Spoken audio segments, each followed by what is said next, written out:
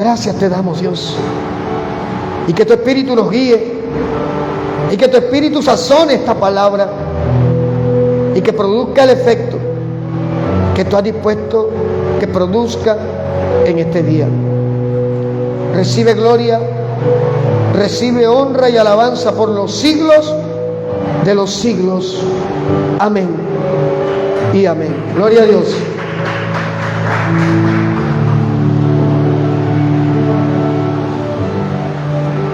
Yo le invito a que abra su Biblia en el Evangelio de Juan, capítulo 10, versículo 9. Natalie Rosenberg. Evangelio de Juan, capítulo 10, verso 9. Sonido, Andrea.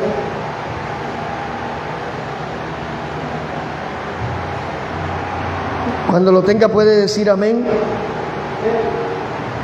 Gloria a Dios. El mensaje de hoy se llama La puerta abierta. Gloria a Dios. William, Dios te bendiga. Hermana Vilma, Dios me la bendiga. Hermana María, Dios me la bendiga. Hermana Zoe, bienvenida. Gloria a Dios. Evangelio de Juan, capítulo 10, verso 9. Ya lo tenemos. Dice Jesús, es quien habla aquí. Yo soy la puerta. El que por mí entra será salvo, y entrará y saldrá y hallará, ¿qué dice? Pastos. La oveja necesita alimento. Jesús, ahí mismo en Juan 10, en el versículo 7, hace una metáfora y él dice: yo soy el buen pastor, haciendo referencia al pastor que cuida ovejas.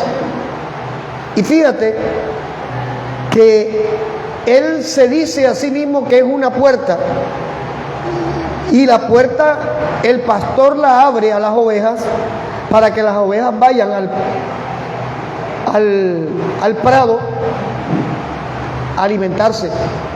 Porque una oveja, si usted le da alimento dentro del corral, dentro del redil, llega un momento que el alimento se le daña. Por eso él dice que es una puerta, y la puerta la abre.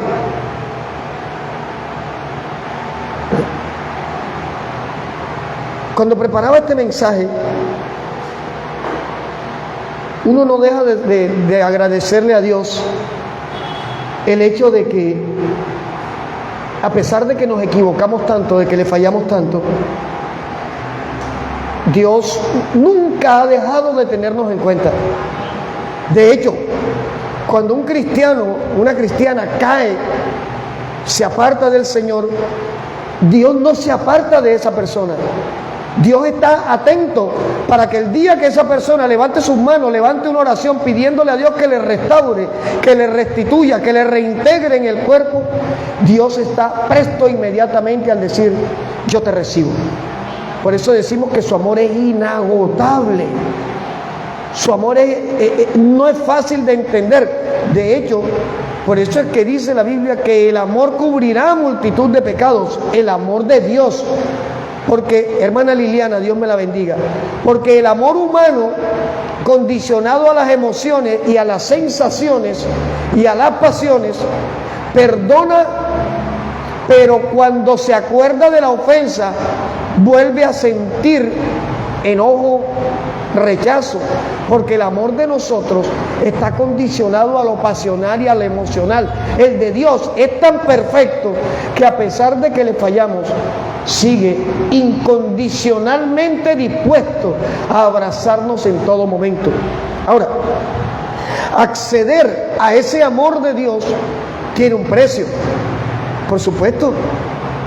Acceder a esa gracia, la Biblia nos revela que la salvación es gratis. Es cierto. O sea, no hay precio para comprar salvación. Pero recibir esa gracia, esa salvación que es por gracia, tiene un costo. Pastor, pero no es que es gratis. Sí, es gratis porque Dios no cobra, pero para nosotros hay que pagar un precio para sostenernos en esa salvación. Porque usted no puede decir simplemente soy salvo y seguir viviendo como vivía antes de Cristo. O sea que hay que pagar un precio para sostener esa salvación. Santidad, integridad, perseverancia, constancia, humildad, obediencia, son parte de ese precio con el que pagamos nosotros el acceso a esa salvación que fue decretada desde los cielos sobre la vida de todo aquel que reconozca a Jesús como Señor y Salvador de su vida.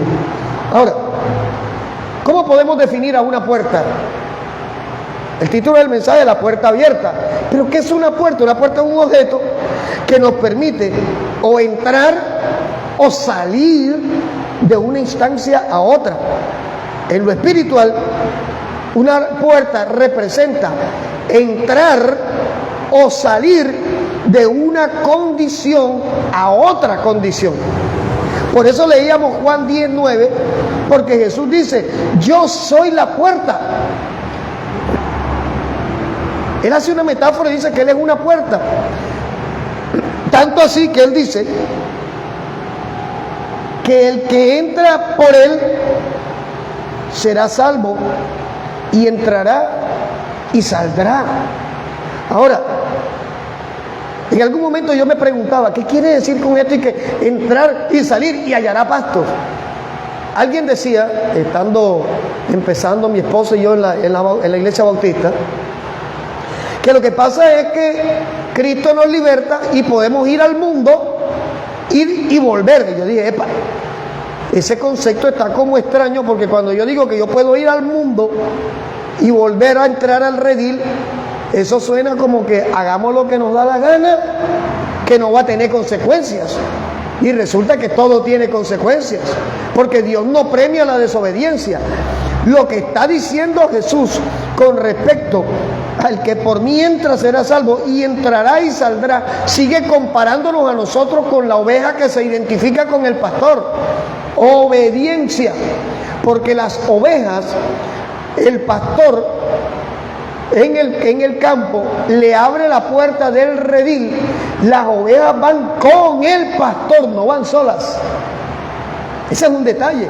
La oveja va con el pastor, se alimenta y vuelve con el pastor a entrar al redil. O sea, es un sinónimo de obediencia y de sujeción a aquel que nos ha hecho libres. Entrar y salir equivale a ser obediente, a estar sujeto, a estar pegado a el pastor de pastores. Jesús dice, yo soy el buen pastor. Ahora, Apocalipsis 3:8, vamos a buscarlo. Mira lo que dice.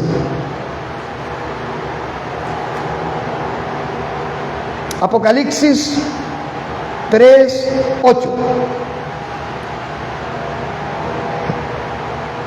El Señor le habla a la iglesia de Filadelfia y le dice, yo conozco tus obras. O sea que Él conoce las de todos. Yo conozco tus obras. He aquí he puesto delante de ti, mira lo que dice, una puerta y está abierta, no está cerrada, la cual nadie puede cerrar. Y aquí viene un detalle que vale la pena tener en cuenta, porque no es contradictorio, es un complemento de lo que está diciendo primero. Dice, he puesto delante de ti una puerta abierta, la cual nadie puede cerrar. Jesús acabamos de leer en Juan 10:9 que Jesús dice, yo soy la puerta. Ahora, aquí el ángel de la iglesia en Filadelfia recibe esta palabra y le dice, yo he puesto delante de ti una puerta abierta, la cual nadie puede cerrar. Porque es que la puerta es Jesús y nadie puede con Jesús.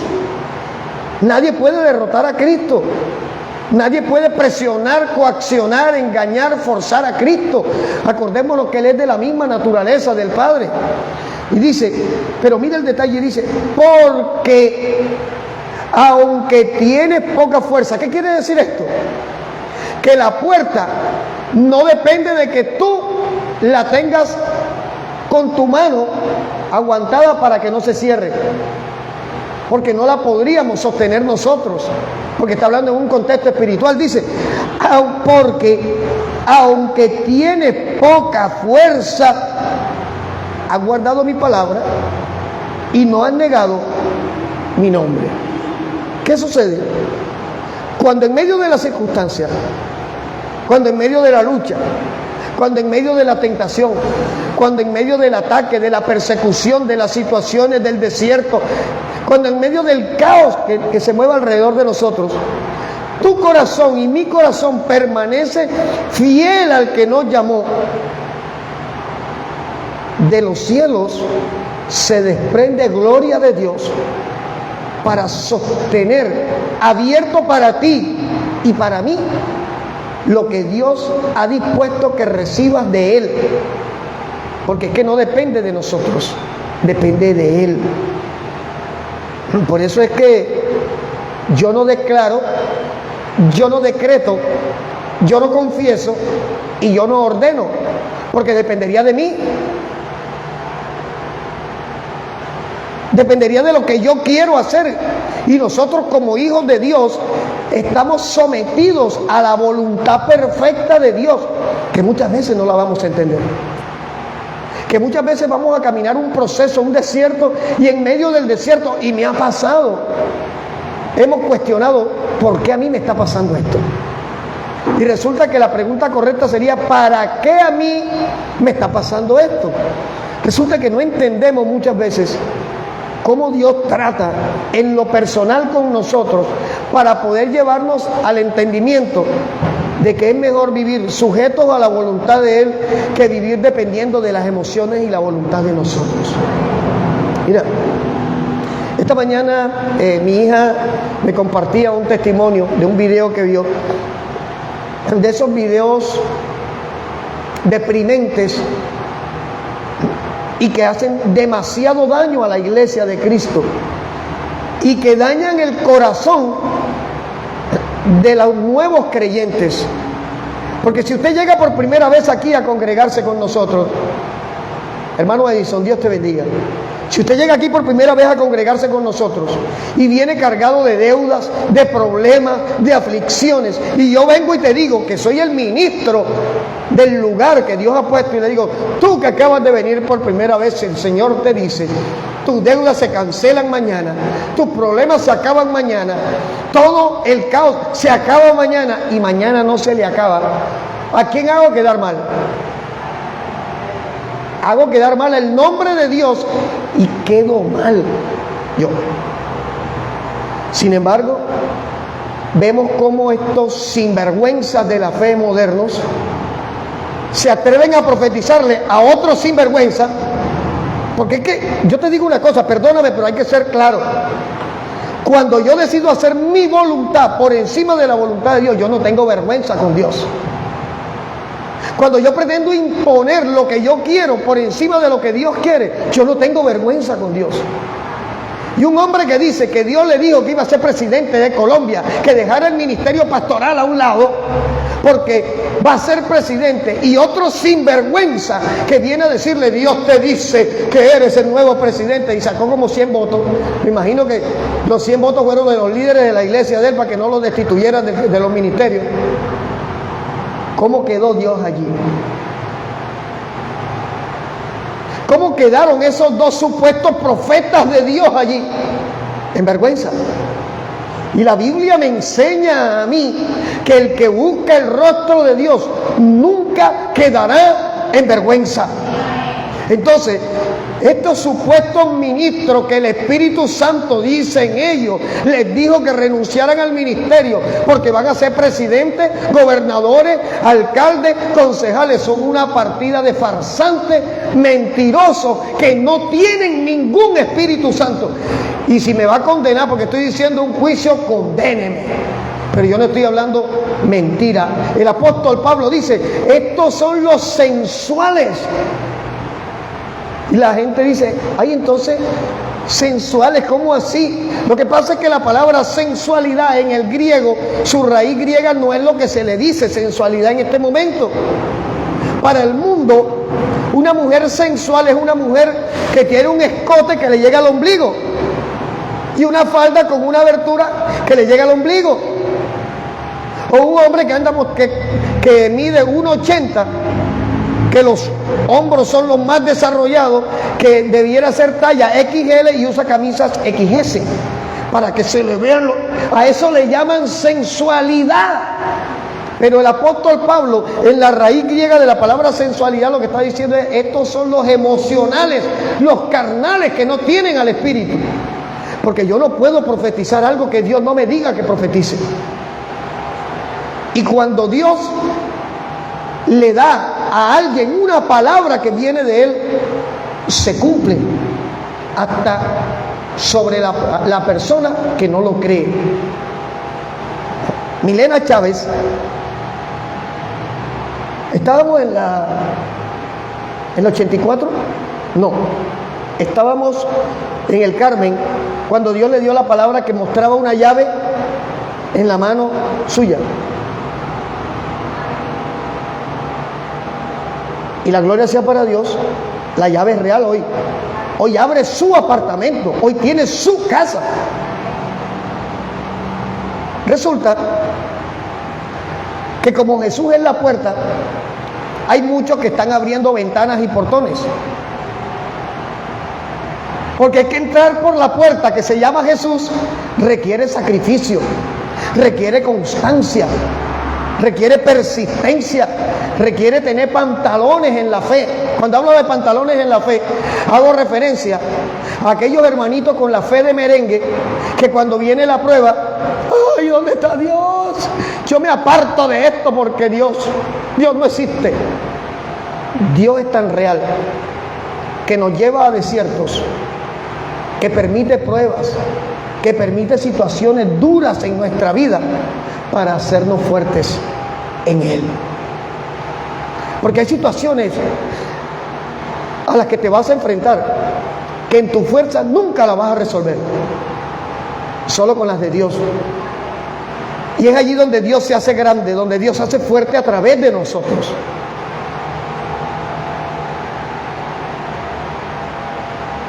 Pero ¿cómo se convirtió Jesús en una puerta? ¿Cómo llegamos a esta instancia en la que Jesús se convierte en una puerta abierta que nadie puede cerrar? Esto tiene un origen, esto tiene una razón de ser, esto tiene un desde dónde. Vaya conmigo a Génesis capítulo 3, versículo 21. Ayer vi un testimonio de una hermana, que creo que es de aquí de Barranquilla, que me impactó, porque son estos testimonios que son bíblicos. Esta hermana testificó ayer que llegó con su esposo a la puerta de su casa en su automóvil y ella se bajó a buscar algo y su esposo quedó en el carro. Y cuando él se fue a bajar, llegó una moto con dos tipos y lo encañonaron para atracarlos. Yo no decir que reprenda el espíritu de atraco porque no lo conozco, pero sabemos que esto es parte de las señales de los postreros tiempos. Esto está en 2 de Timoteo 3, del 1 al 5, ahí está. Y el hombre con el revólver le dijo: abre la guantera. Y dice la hermana que el dinero que tenían para ir a hacer mercado estaba en la guantera. Pero ambos son creyentes. Y el hombre abrió la guantera y de repente se detuvo y empezó a invocar el nombre de Cristo y decía: en el nombre de Jesús hay victoria, en el nombre de Jesús, mira lo que estás haciendo, en el nombre de Jesús. Y dicen que este muchacho que tenía el revólver cambió de color, su cara cambió de color, se quedó viendo algo por encima de la cabeza del hermano que estaba atracando. Se guardó el revólver, le dijo al tipo de la moto: vámonos de aquí rápido. Y esta hermana decía que si en algún momento le quedó duda de que Jesús era real, ayer se le disipó la duda.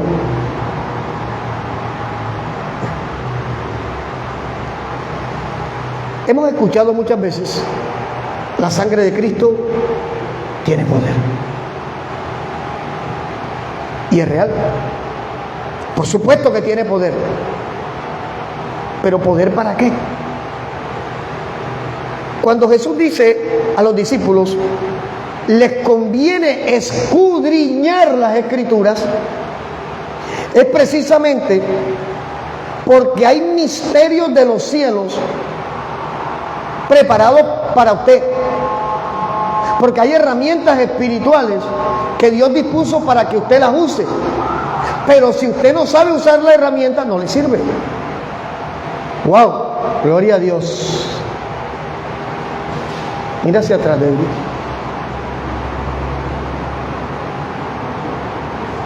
Gloria a Dios. ¡Wow!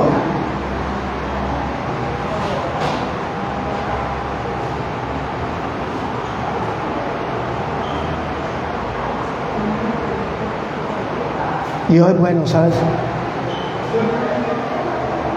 Si yo a Rosenberg le entrego un fusil AK-47, pero nunca te enseñé a usar una pistola siquiera, Rosenberg, ¿qué te va a pasar con el fusil?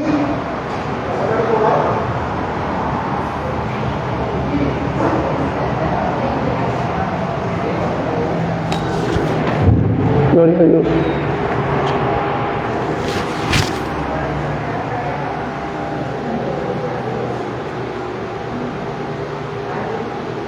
Qué bueno.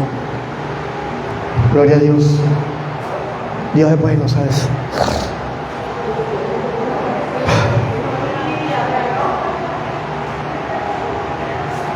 Si yo a Rosenberg no le enseñé a usar ni una pistola de agua, si de niño no jugó ni con una pistola de traquitraqui, yo no sé si yo sabía hacerla con cauchito y sí, con fulminante.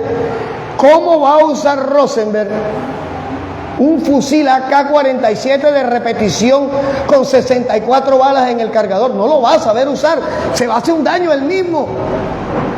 Lo mismo sucede si usted, sabiendo que tiene herramientas espirituales a su favor, no las sabe usar. Ahora, la gente asume que con decir la sangre de Cristo tiene poder, los demonios van a huir, y eso es mentira. No, señor. Si usted se va a la palabra, lo que dice en Filipenses 2:12, que a Jesús le fue dado un nombre que es sobre todo nombre, para que se doble toda rodilla de los que están en los cielos, en la tierra y debajo de ella. Entonces, no es la sangre la que te hace huir los demonios, es el nombre. Herramientas espirituales. Entonces, dije que esto tiene un origen, y desafortunadamente la Iglesia de Cristo tomó enseñanzas mal enseñadas, las asumió como verdades absolutas y no acepta cuando le dicen así no es. Pero lo que la Biblia revela es lo que uno tiene que predicar. Yo no puedo hacer como, ¿para dónde va Vicente? No, ¿para dónde van los 20? No, así no funciona esto. Hermana Ilse, Dios le bendiga. Un abrazo desde Barranquilla hacia Bogotá. Génesis 3:21. Y Jehová Dios hizo al hombre y a su mujer, ¿qué le hizo? Túnicas de pieles. ¿Y qué hizo más? Los vistió. Adán y Eva habían caído. Su condición de inocencia ya no estaba. Sabían lo que era la vergüenza, porque ahora sus ojos entendían el estado de conciencia en el que estaban. Por eso es que ellos saben que están desnudos. Pero fíjate que es contradictorio que Dios había dicho que el que comiera del árbol de la ciencia del bien y del mal, Dios había dicho moriría. Sin embargo, a pesar de que Dios había dado una sentencia de muerte, llega Dios y hace un gesto. Dios hace un gesto a través del cual le está diciendo a ese hombre y a esa mujer que estaban condenados a muerte: yo los recibo, hay esperanza. Porque ese gesto de sacrificar 2 animales y hacerle una túnica Germán, ¿qué se colocó Adán y Eva cuando vieron que estaban desnudos? Unos delantales hechos con hojas de higuera. Resulta que la hoja se seca. Hagamos de cuenta que en este momento nos quitamos la ropa y nos ponemos un vestido hecho de hojas de higuera. Están verdes, frescas, de repente no se ve nada. Pero a los 6, 7 días las hojas se secan, se hacen pedazos y de repente el cordel, la pitica con lo que sosteníamos lo que habíamos hecho es lo único que nos va a quedar. Eso habla de la justicia humana, imperfecta, autojustificación. Es que yo caí por, es que yo lo hice por, es que yo me fui por, es que yo vine por.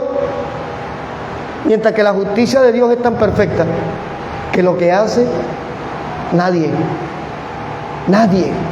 ni el diablo, ni los demonios, ni las potestades, ni los principados pueden atentar contra la justicia de Dios. Y acabamos de leer en Apocalipsis 3:8 que la puerta que Dios abrió, que está delante de nosotros, nadie la puede cerrar. Es más, esto que voy a decir suena, ay, ¿qué le pasó al pastor? Ni nosotros mismos la podemos cerrar. El salmista dijo, ¿a dónde me iré que tu presencia no me alcance? ¿A dónde me iré que tu presencia no vaya conmigo? Y estaba en pecado, acababa de caer. Pero en medio de su caída era consciente que solo cerca de Dios él estaba completo. Se llama conciencia espiritual. Y todos la tenemos cuando venimos a Cristo. El tema es que solo tiene relevancia cuando nos damos cuenta de lo que hemos perdido. Hay lecciones que cuestan más que otras. Hay procesos que son más dolorosos que otros.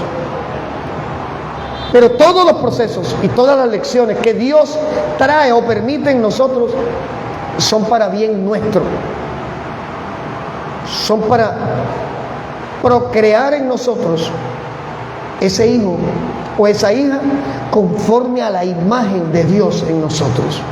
Entonces, Génesis 3:21, primer sacrificio por el perdón. Ojo, el sacrificio representó que Dios estaba perdonando, cobijando.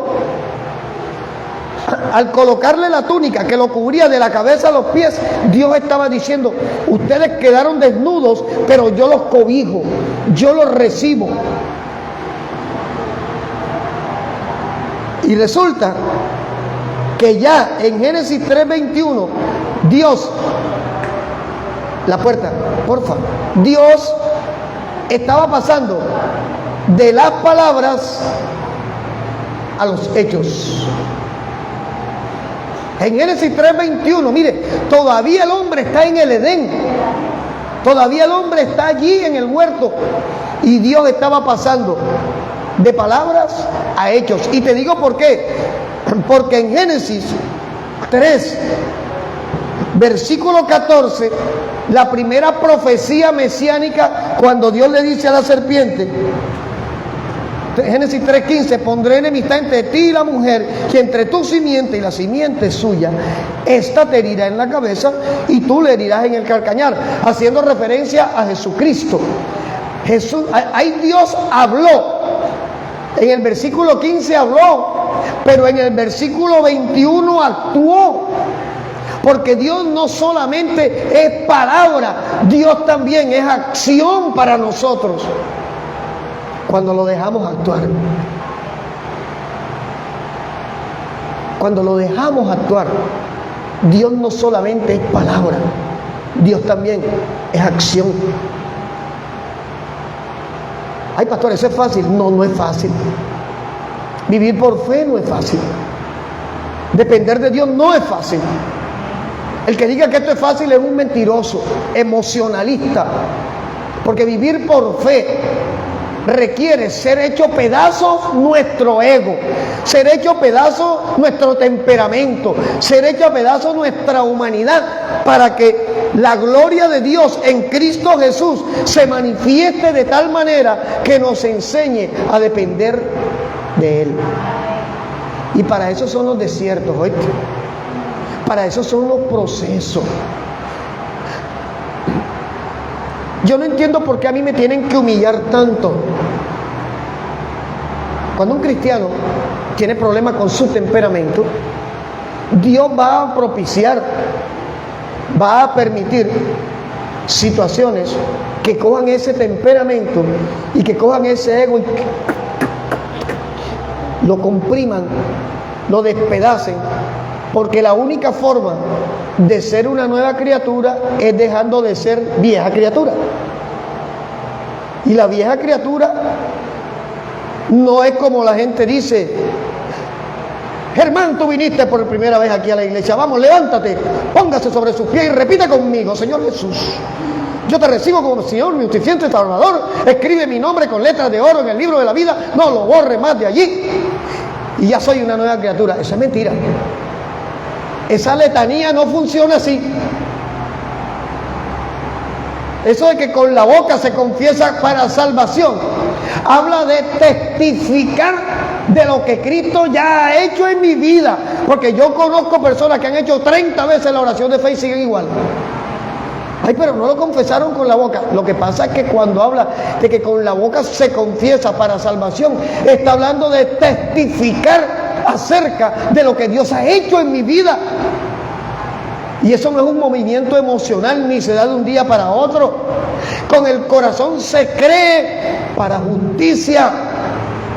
Tú primero tienes que creer en Jesús, la puerta abierta al Padre, reconciliarte con el Padre, morir a tu yo, aceptar el poder de la sangre de Jesús en tu vida, vivir tu proceso en el Señor, buscar la presencia del Espíritu, y entonces cuando hayas sido transformado, hablar con tu boca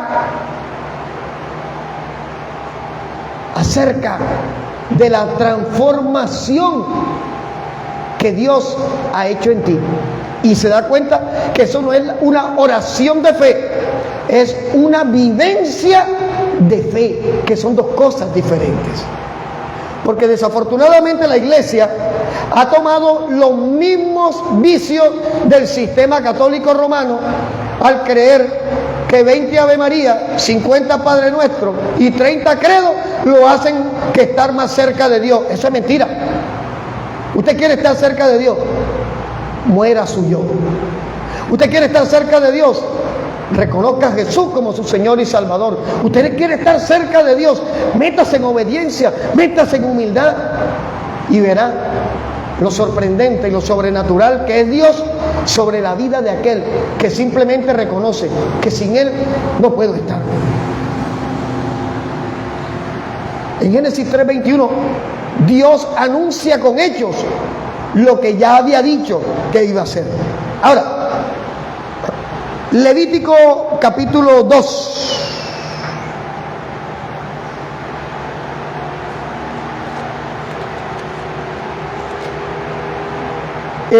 Levítico capítulo 1, versículo 2 al 6.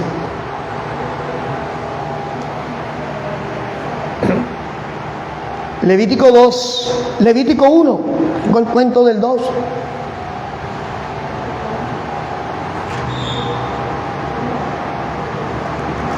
Levítico 1, versículo 2 al 6. ¿Ya lo tenemos?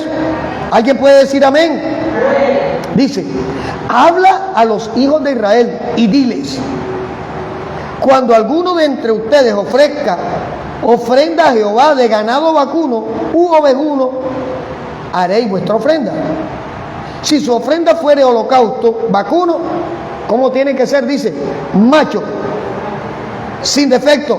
Mira la descripción: macho, o sea, género masculino. Está hablando de Jesús.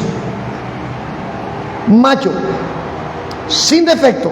La Biblia dice que Jesús fue tentado en todo, pero no cayó en nada, no tenía defecto. Sin defecto lo ofrecerá. de su voluntad lo ofrecerá.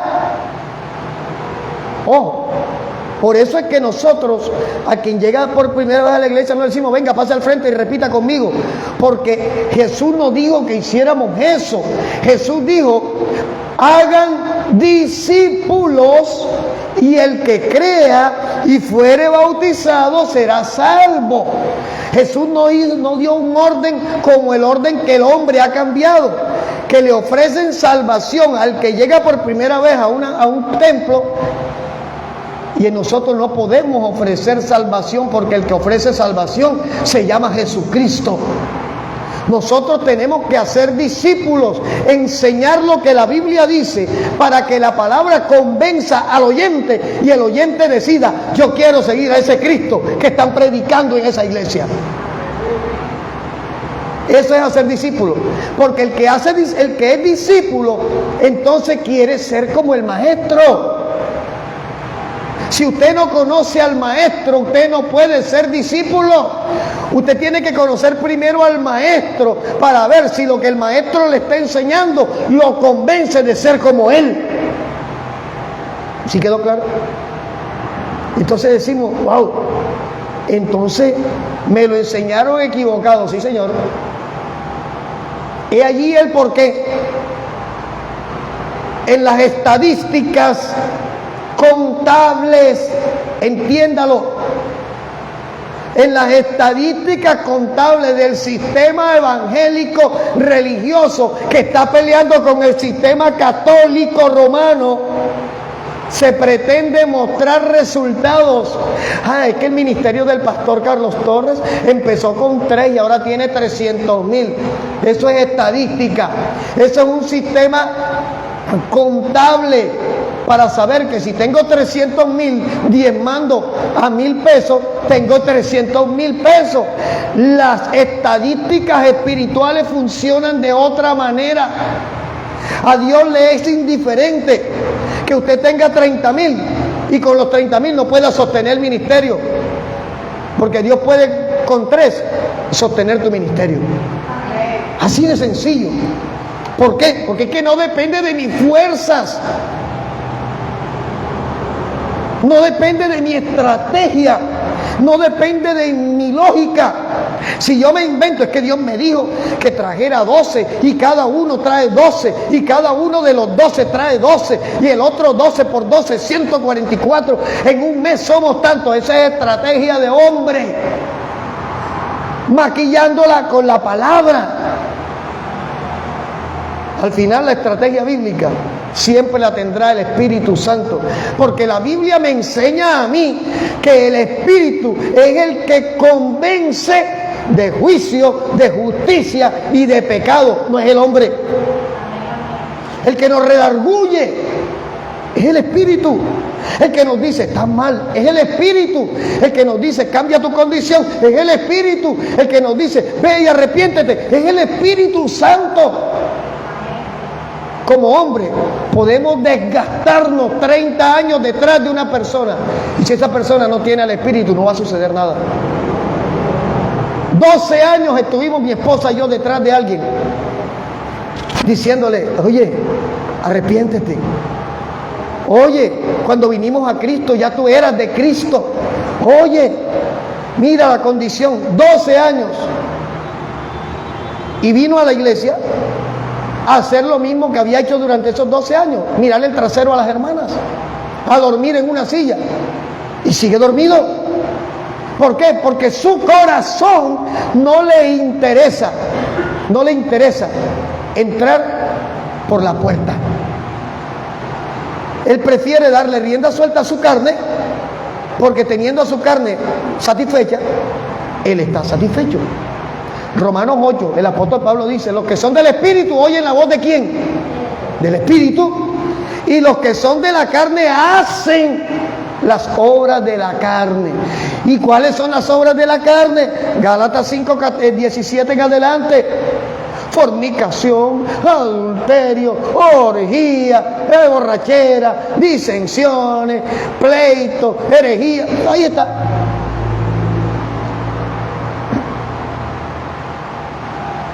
Levítico Seguimos leyendo. En el versículo 4, del versículo 1 dice, y pondrá su mano sobre la cabeza del holocausto, o sea, sobre el buey o sobre la oveja que va a matar. Pondrá su mano y será ¿qué? Aceptado para expiación suya. Esto se llama sacrificio vicario. O sea, sacrificio sustituto. O sea, que ese buey que estaban matando en ese momento allí en el tabernáculo de reunión en el desierto, moría en reemplazo del pecador. Por eso era sacrificio vicario, porque el buey moría para que yo no muriera a causa de mi pecado, pero cada vez que pecaba tenía que ir a sacrificar un buey. Miércoles, yo me imagino gente sacrificando el hato de ganado y todavía no les alcanzaba. Usted se imagina, oye, ténganme ahí 100 becerros gordos, eso no me los toquen, que eso es para lo que voy a pecar dentro de estos 100 últimos días que vienen. Matando ganado, ese tire sangre de ganado. Increíble. Dice, entonces degollará el becerro en la presencia de Jehová, y los sacerdotes, hijos de Aarón, ofrecerán la sangre y la rociarán alrededor del altar, sobre el altar, el cual está a la puerta del tabernáculo de reunión, y desollarán el holocausto y lo dividirán en sus piezas. ¿Sabe en cuántas partes lo dividieron? ¿Alguien sabe? Lo predicamos hace rato. No, señor. 6. ¿Por qué 6? Todo tiene una razón de ser en la Biblia. No, el Shabbat era el día de reposo. Shabbat no es sábado, Shabbat es reposo. No. ¿Por qué 6? ¿En qué día fue hecho el hombre? En el sexto. El 6 representa al hombre. El 6 representa al hombre. Entonces el buey lo partían en 6 pedazos que representaba al hombre. 6 es número de hombre. En la Biblia nada está puesto por casualidad, ni porque no, es que le pareció al escritor. Colosenses capítulo 1, versículo 12.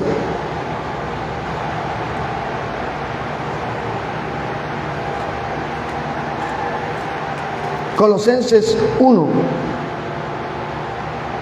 versículo 12 al 14. Con gozo, dando gracias al Padre que nos hizo, ¿qué? Apto. ¿Qué es una persona apta? Es una persona calificada para algo, preparada para algo. Entonces dice, con gozo dando gracias al Padre que nos hizo aptos para participar de la herencia de los santos en luz, el cual nos ha librado de la potestad de las tinieblas y nos ha trasladado al reino de su amado Hijo, en quien, o sea en Jesús, tenemos redención. ¿Por qué? O sea que la sangre es la puerta. O sea que la sangre es la puerta. Tenemos redención por su sangre, el perdón de pecados. ¿La sangre de Cristo tiene poder? Sí, claro que tiene poder. Si ese poder no fuera verdadero, no tuviéramos acceso al Padre.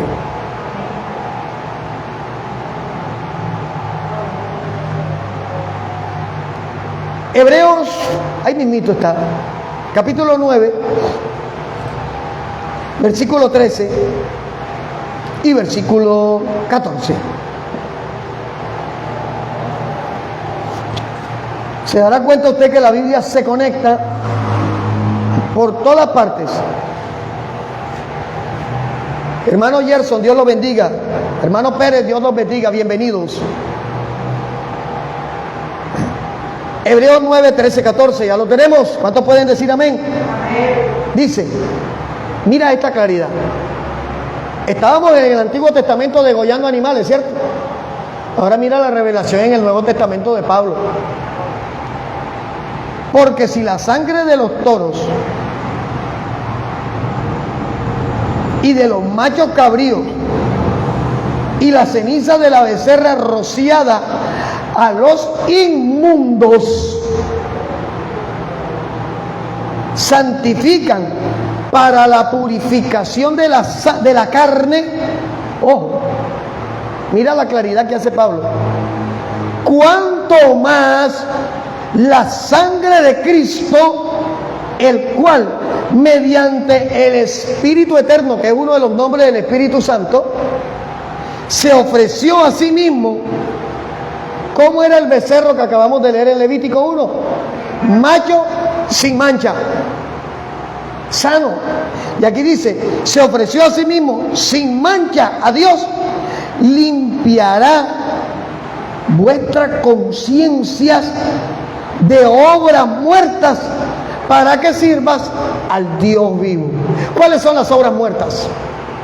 Tenemos que entrar en un terreno que hay que aclararlo también despacito.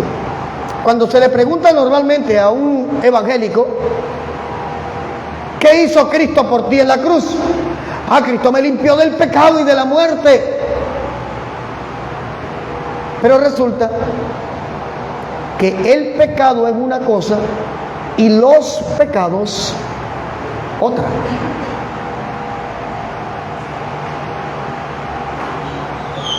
El verbo patear. Si yo digo, Natalie pateó a Rosenberg, le estoy dando una acción a Natalie, ¿cierto? El verbo da la acción. Rosenberg, ¿cuántas veces? Si yo le quito el verbo Natalie Rosenberg y dejo un espacio, no hay acción. No se sabe qué está sucediendo allí. El accionar de Dios, el verbo se llama Jesús, lo dice Juan 1:1. En el principio era el verbo, y el verbo estaba con Dios, y el verbo era Dios. En la oración, el verbo es el que muestra la acción. ¿Qué pasa? La sangre de Cristo es el accionar de Dios para la humanidad. El pecado no se limpia de la carne. Esa es una mala noticia. Conjugar el verbo patear, y ahora yo digo, Natalie pateó, Rosenberg patea, Germán pateó, Jacqueline pateará, ustedes patearon. Epa, mira que estoy conjugando un verbo. Y al conjugar el verbo dice que estoy haciendo uso del verbo. El pecado está en nosotros, sigue en esta carne. ¿Qué hace la sangre de Cristo? Al reconocer nosotros a Jesús como Señor y Salvador, su sacrificio vicario, su muerte en reemplazo de nosotros, produce un efecto espiritual, de tal manera que viene el Espíritu de Dios a morar en nosotros. Una porción de Dios está en ti en este momento. Es lo que se llama regeneración espiritual. O sea, el alma del hombre recibe una porción del Espíritu, y al recibir esa porción del Espíritu Santo dentro de ti, viene a darte a ti autoridad para que no sigas conjugando el verbo pecar. El pecado va a seguir en nosotros, pero el Espíritu te da autoridad para no seguir ejercitando el pecado, para no tener que seguirlo conjugando. Entonces, el pecado sigue. ¿Qué hace la sangre de Cristo con nosotros delante de Dios? Que los pecados que habíamos cometido hasta ese momento, dice Dios, no los tendré más en cuenta. Cuando usted se arrepintió de su vida de pecado, Dios no vuelve a mirar aquello por lo cual te arrepentiste y te perdonó. Si alguien te recuerda lo que tú fuiste, está siendo usado por Satanás. Porque lo que Dios te perdonó, Dios no te lo va a tirar en cara. Dios no tira en cara tu viejo pecado. Dios te recuerda lo que estás haciendo, de ahí en adelante te queda anotado. Pero con Dios, cuando vienes a Cristo, efectivamente es borrón y cuenta nueva. ¿Qué sucede? Que ahora que tu vida está en Cristo, que recibiste al Espíritu, tú eres responsable de las decisiones que tomes. Dios te quitó la responsabilidad de las decisiones que habías tomado sin Él, porque sabía que eras cautivo de las tinieblas. Ahora te conviertes en un upereta de Cristo. ¿Se acuerdan la prédica de los uperetas? Ahora eres un esclavo de Cristo, y el que está rendido a Cristo antes de pecar lo piensa. Así de sencillo. Entonces, Hebreos 9, versículo 22, ahí mismo estamos.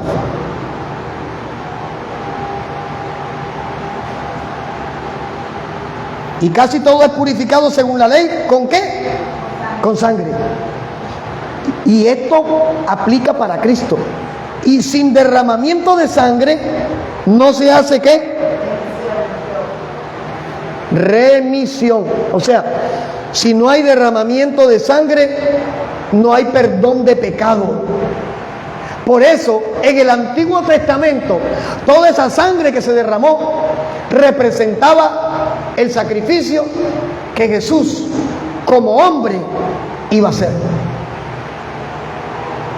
La sangre de Cristo tiene poder, claro.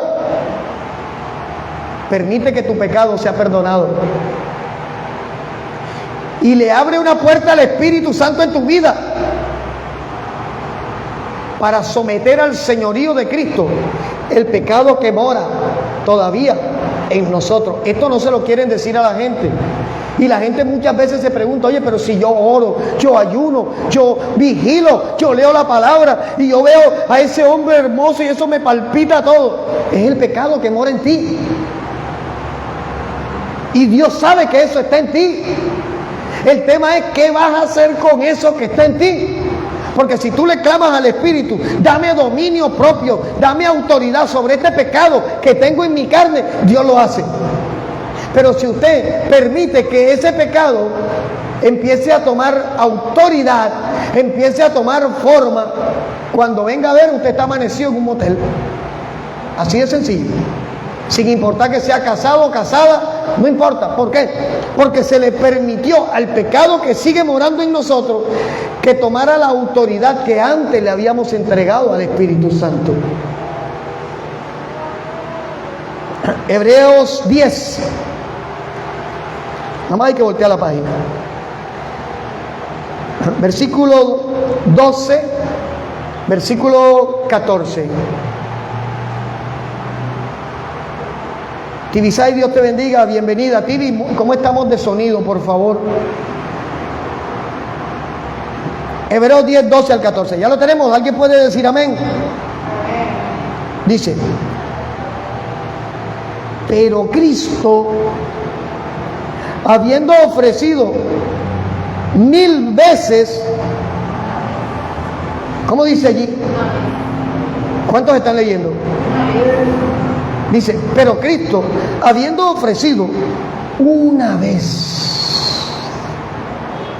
Por eso es que la sangre de Cristo, eso es que ahora yo riego la sangre de Cristo en la puerta de mi casa, y riego la sangre de Cristo sobre mis hijos, y riego la sangre de Cristo sobre mi esposo, y riego la sangre de Cristo sobre mi negocio, para que la brujería no entre, para que el mal no entre. Eso es herejía.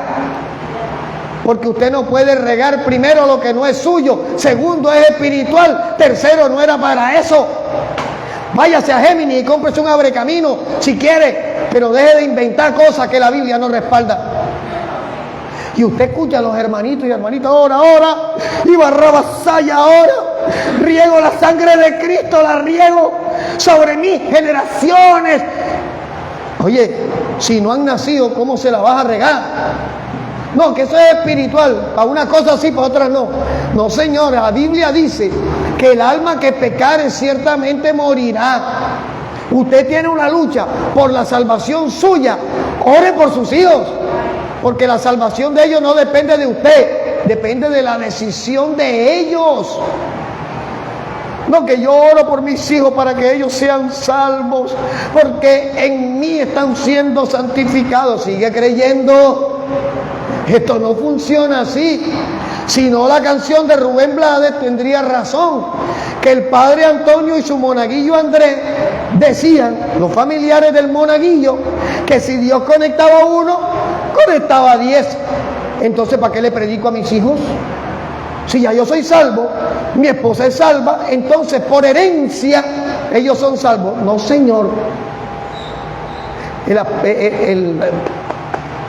¿Cómo es? El rey David dijo: en pecado me concibió mi madre. ¿Qué estaba diciendo? Que él nació con el pecado en su carne. Mi nieto Noah tiene el pecado en la carne, lo que pasa es que como tiene 6 meses, no lo ejercita. Pero en un bebé hay pecado, sí, en la carne. Lo que pasa es que como no hay conciencia, no se ejercita. Por eso es que cuando un hombre o una mujer practica sexo, tiene intimidad sexual y siente deleite, su carne quiere más deleite porque la conciencia le dice: esto es rico. Y es que es rico, pero con tu esposa o con tu esposo, no con el fulano o la fulana. No, es rico con tu esposo, es rico con tu esposa, porque fuera de allí es pecado.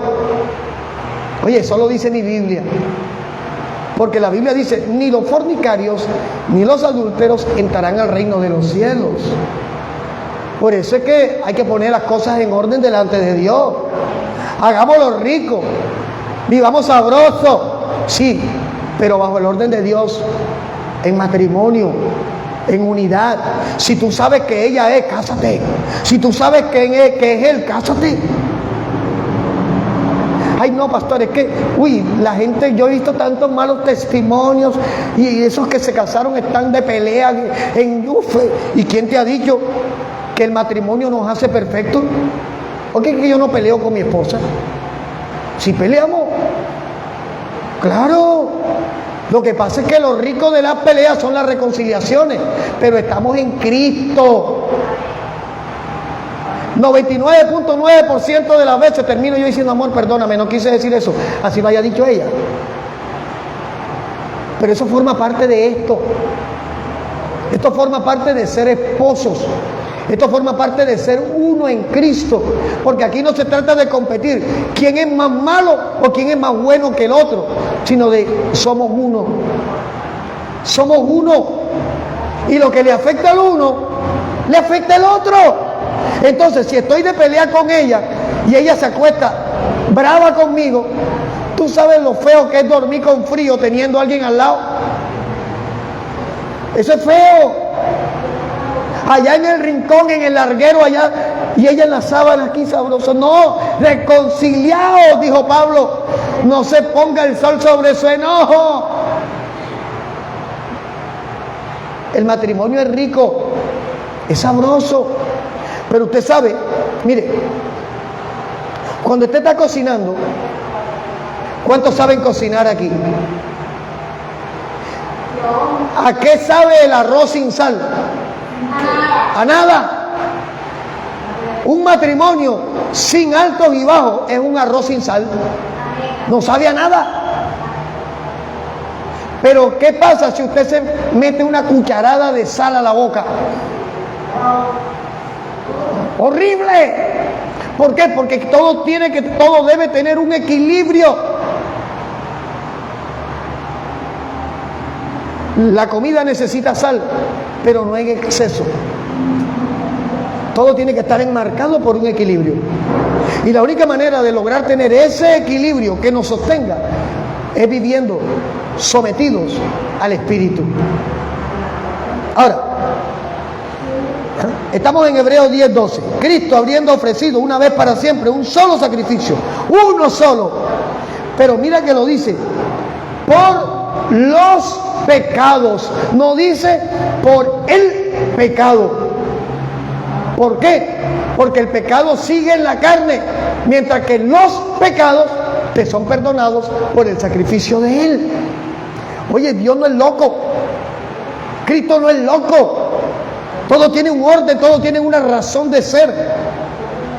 Su sangre tiene poder, claro, para limpiarte de los pecados. Pero el pecado se convierte en tu gran lucha diaria, porque sigue en tu carne.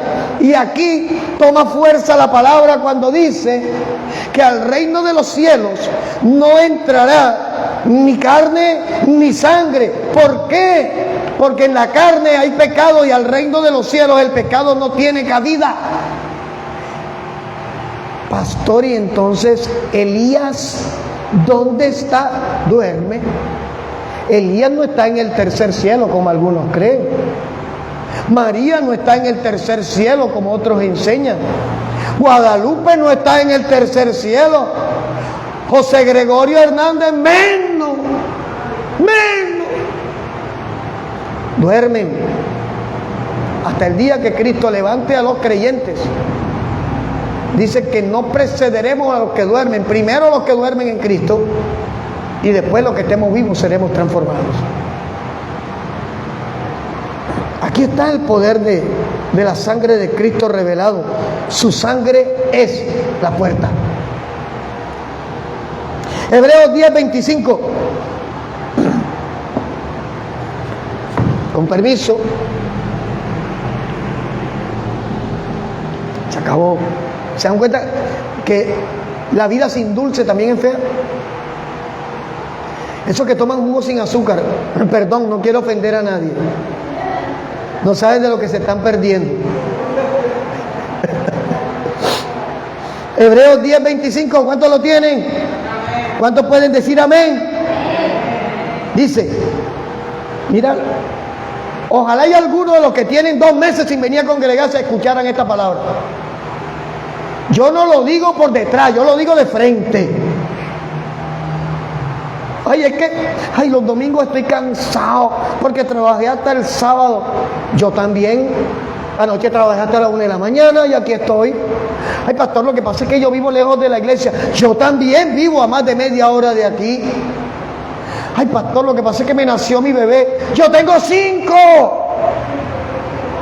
Y nunca dejamos de congregarnos porque mi esposa estuviera recién parida. Porque con bebé a bordo montábamos en un taxi y vamos a congregarnos. Pero estos cristianos modernos, ay, no es que mi bebé se me va a resfriar. Es que estos vientos helados, ay, es que la gloria de Dios sopla en los pechos de mi esposa. Yo no quiero que ahora esa leche santa deje de fluir. Hombre, sea serio, hombre. No sea tonto. No caiga en los juegos del diablo, porque al único que le conviene que tú te apartes del cuerpo es al diablo. Hebreos 10:25-29 dice, no dejando de congregarnos como algunos lo tienen por costumbre. Oye, se atreven a decir y que bendita lluvia que nos estorba. Hombre, no seas payaso si no te gusta congregarte, oye, y vas a venir a decir que bendita lluvia que no nos deja. Nos vinimos con lluvia y ya no está lloviendo. Y le aseguro que Sandra salió de su casa con sereno y aquí estamos. Y entonces para donde vive Natalie no llueve, en Barranquilla no llueve, en tu barrio, en Costa Hermosa no llueve, Germán, parece que en Soledad lloviera el doble, oye.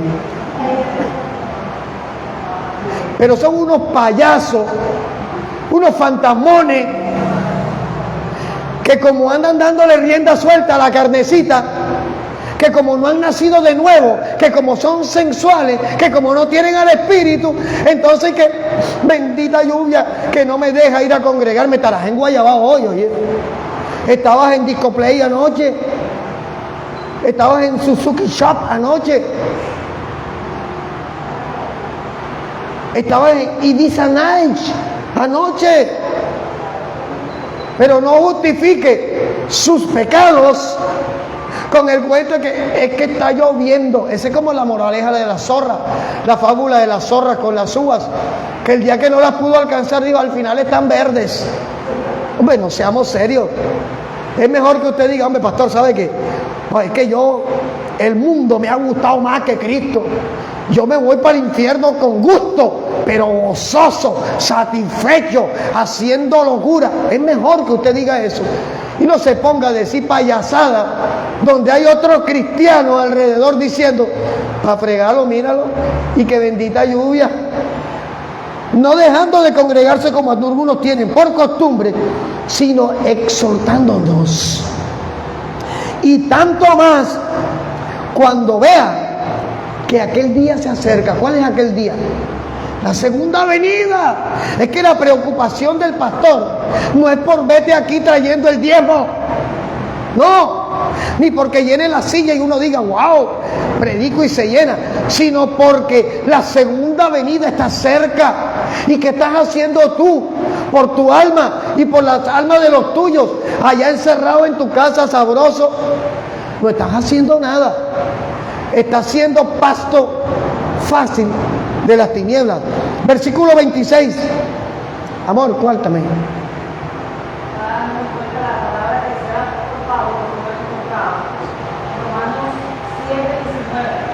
Ay, déjame llegar hasta allá. Ya la tengo. Esa va. Amén. No la quites de allí. Déjame llegar hasta allá porque me anticipa la prédica. Don't worry, be happy. Dice, versículo 26. Porque si pecáremos voluntariamente, si el pecado no morara en nosotros, no tuviéramos voluntad para pecar cada vez que nos los ponen. Eso es como, ¿quién parte la patilla? Píntame la vaquedera. Tú decides si peleas o tú decides si no peleas. Si pecáremos voluntariamente, después de haber recibido el conocimiento de la verdad, está hablando de Jesucristo, está hablando de su sacrificio, está hablando del misterio de la salvación, está hablando de la reconciliación de la humanidad con Dios, está hablando de la redención de los pecados, y a eso lo hemos recibido todos.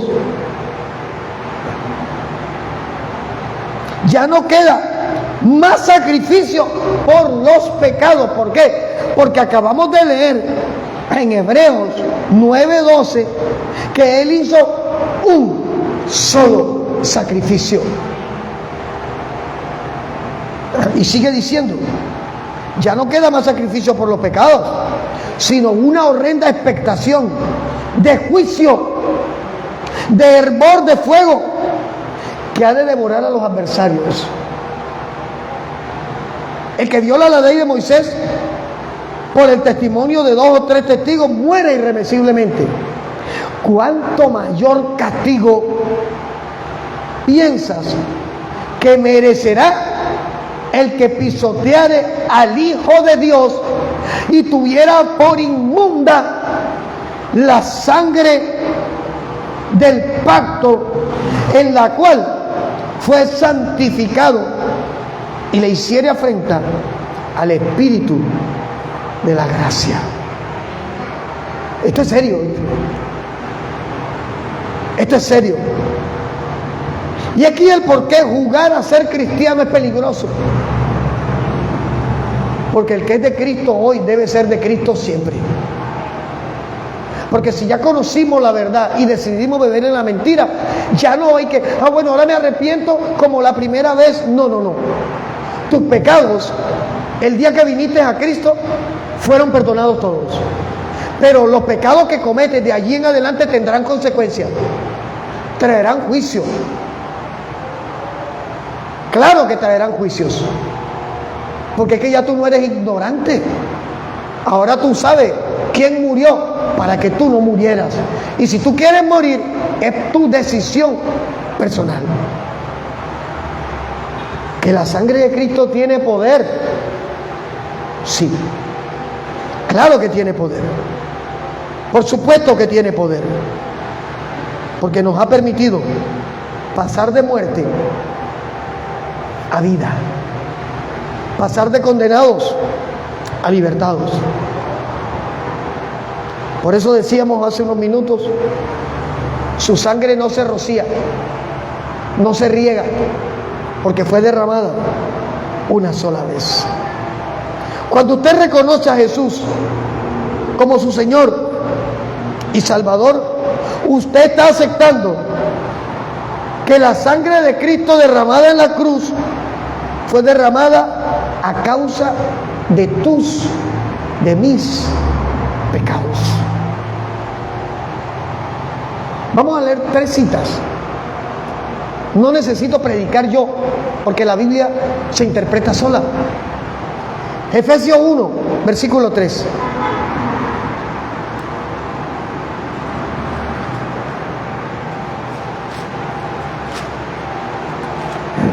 Efesios 1, versículo 3.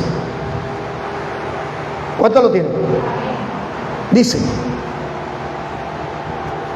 bendito sea quien, Dios que, y Padre de nuestro Señor Jesucristo. Para los Jesús solo esto le pega en la costilla, que nos bendijo con toda bendición espiritual en los lugares celestiales, pero en Cristo Jesús. Esto no es que yo declaro que estoy en bendición, que yo confieso que estoy en bendición, que yo pacto para estar en bendición. Mentira. Usted en Cristo es heredero de las bendiciones de los cielos. En Cristo usted no tiene que comprar, a usted se la heredan. Según nos escogió en Él antes de la fundación del mundo, para que fuésemos santos y sin mancha delante de Él, en amor, habiéndonos predestinado para ser adoptados hijos suyos por medio de Jesucristo, según el puro afecto de su voluntad, para alabanza de la gloria de su gracia, con la cual nos hizo aceptos en el amado, en Cristo, ¿oíste? En quien tenemos redención por su sangre, el perdón de pecados. Ahí está, según las riquezas de su gracia, que hizo sobreabundar para con nosotros en toda sabiduría e inteligencia. Versículo 9.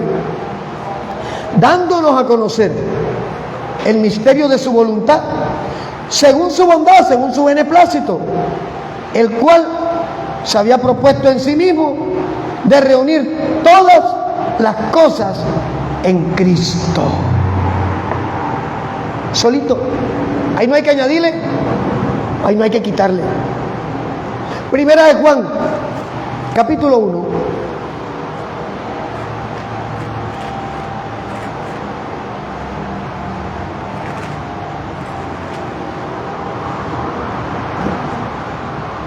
Versículo 7.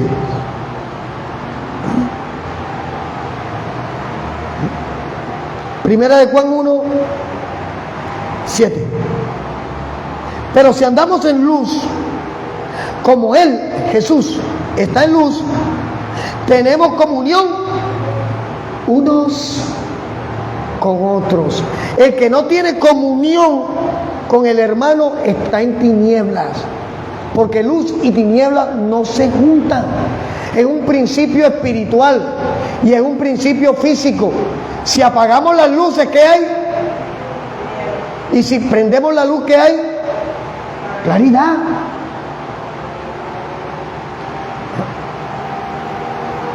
Tenemos comunión unos con otros, y la sangre de Jesucristo, su Hijo, nos limpia de todo pecado. Si decimos, aquí viene, ¿por qué se afirma que el pecado sigue en la carne?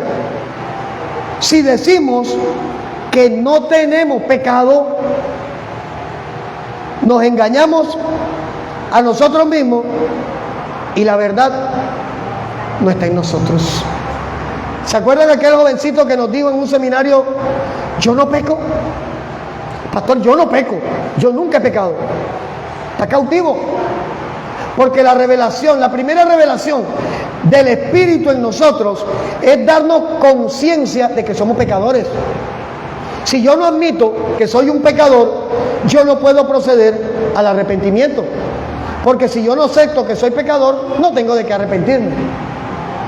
Oiga, qué negociazo para el diablo. Primera de Pedro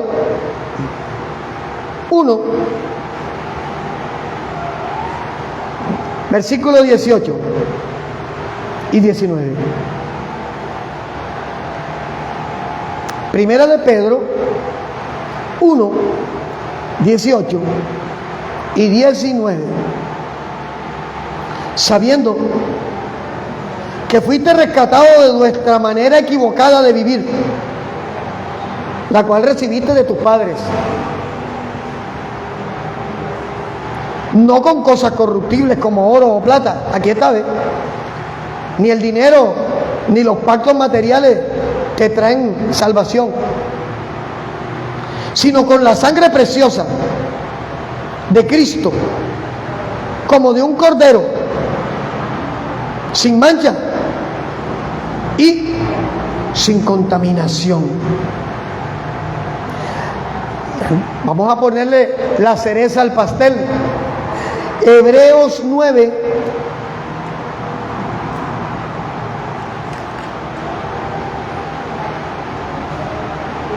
...13, 14...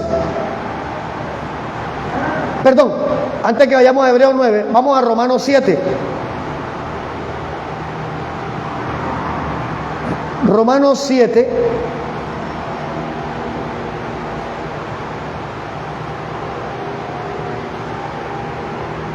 versículo 15 en adelante.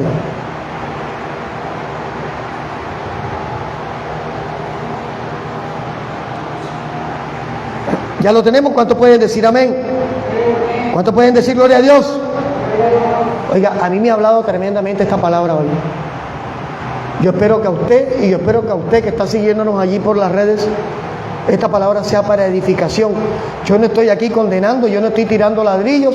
Si se los tirara le dijera que se pusiera un casco, pero aquí yo estoy trayéndole un mensaje cristocéntrico, que espero que sea para bendición suya, porque para mí es de bendición. Romanos 7, 15 en adelante. Habla el apóstol Pablo. Porque lo que hago no lo entiendo. Aquí empieza Pablo. Este versículo, Germán, lo usamos la semana pasada con respecto a quién es nuestro enemigo. Porque lo que hago no lo entiendo. Pues no hago lo que quiero, sino lo que aborrezco. Eso hago. Y si lo que no quiero esto hago, apruebo que la ley es buena. De manera que ya no soy yo quien hace aquello, sino ¿quién? El pecado que mora en mí. Ay, amor, es que yo no quise gritarte hoy. Perdóname, mañana no te grito, y vuelve y lo hace. Ese es producto del pecado que mora en nosotros, de la lucha interna que tenemos nosotros. Y concluimos la misma palabra del domingo pasado. Lo que nos deja frente a frente que nuestro peor enemigo no es el diablo, sino la imagen que vemos en el espejo cuando nos vamos a peinar. Ese es tu peor enemigo. Ese es mi peor enemigo. Versículo 18. Y yo sé que en mí, esto es en mi carne, no mora el bien. Porque el querer el bien está en mí, pero no el hacerlo. Porque no hago el bien que quiero, sino el mal que no quiero, eso hago. Y si hago lo que no quiero, ya no lo hago yo, sino el pecado que mora en mí. Oiga, la sangre de Cristo tiene poder. Su sangre es la puerta que nos abre acceso al perdón. Su sangre derramada en la cruz voluntariamente es la llave que nos da acceso a la salvación, a la redención, a las bendiciones de los cielos.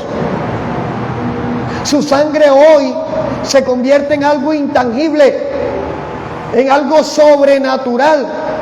Porque si yo pudiera regarla en la puerta sería natural, pero es sobrenatural, porque fue derramada una sola vez para testimonio de que lo que se había profetizado desde Génesis 3:14 se cumplió todo en Jesucristo. Y te digo algo, para recibir una herencia se necesita que haya un muerto.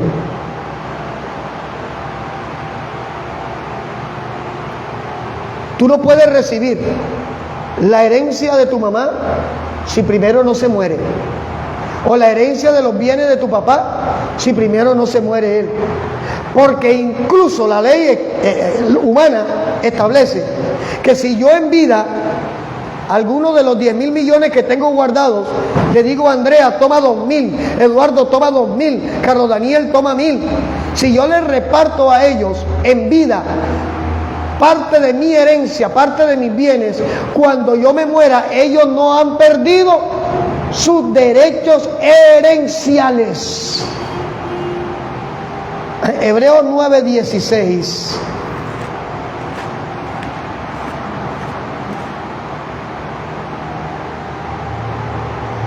Al 22 dice, ¿cuánto lo tiene?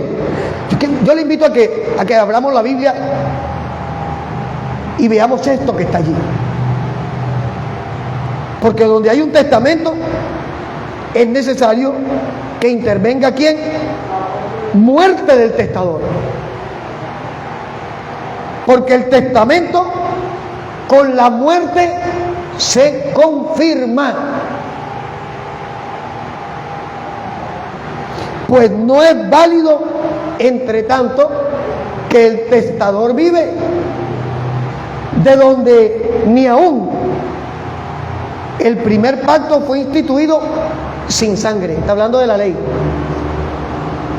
Porque habiendo anunciado a Moisés todos los mandamientos de la ley a todo el pueblo, tomó la sangre de los becerros y de los machos cabríos con agua, lana escarlata e hisopo, y roció el mismo libro y también a todo el pueblo, diciendo: esta es la sangre del pacto que Dios les ha mandado.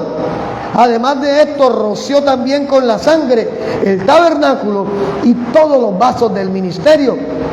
Y casi todo es purificado según la ley con sangre, y sin derramamiento de sangre no se hace remisión.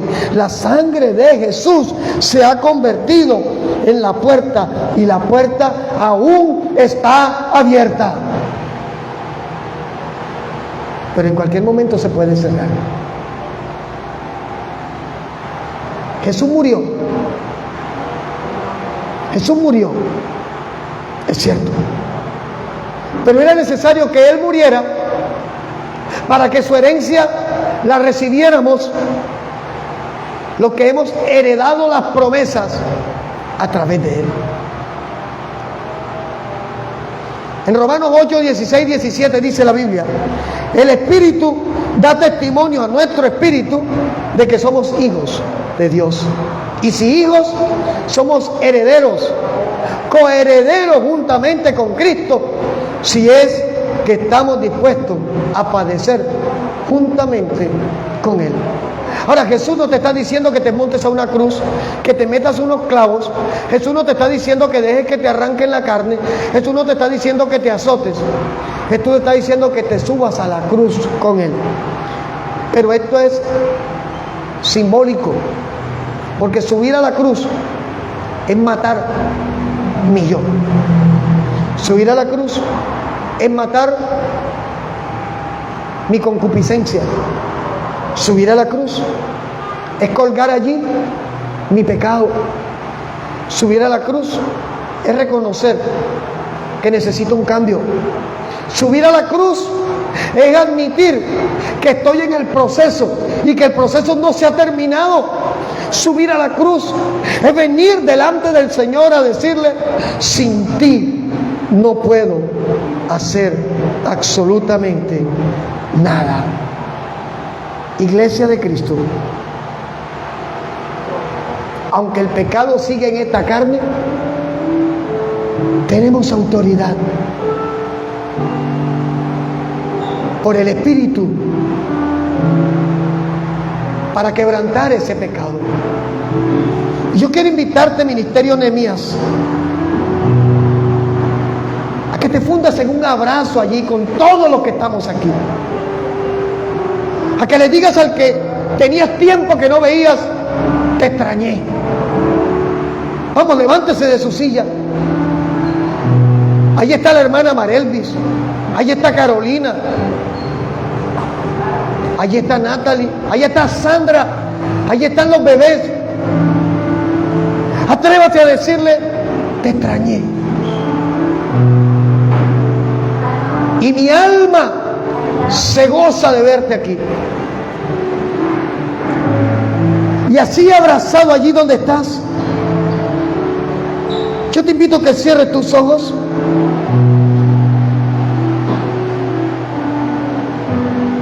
Y que si esta palabra pudo hablar a tu vida de alguna manera en este día,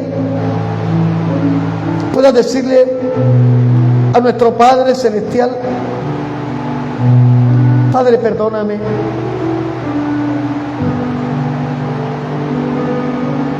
He actuado de manera necia.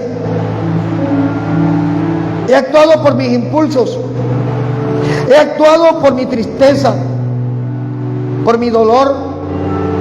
He actuado por las heridas que aún sangran en mi alma. Pero hoy has hablado a mi corazón.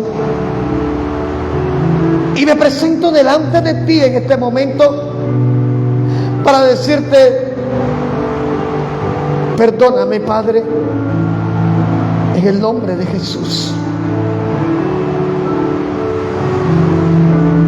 Sé que voy a seguir teniendo luchas.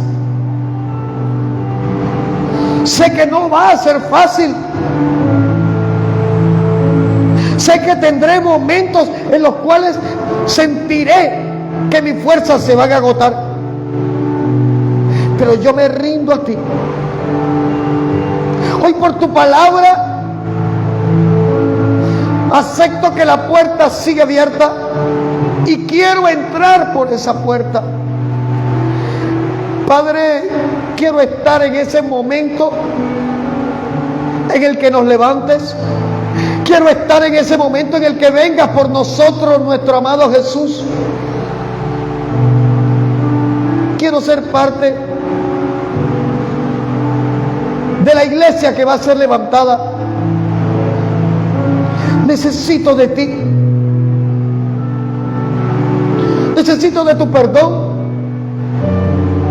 Necesito de tu amor, de tu misericordia.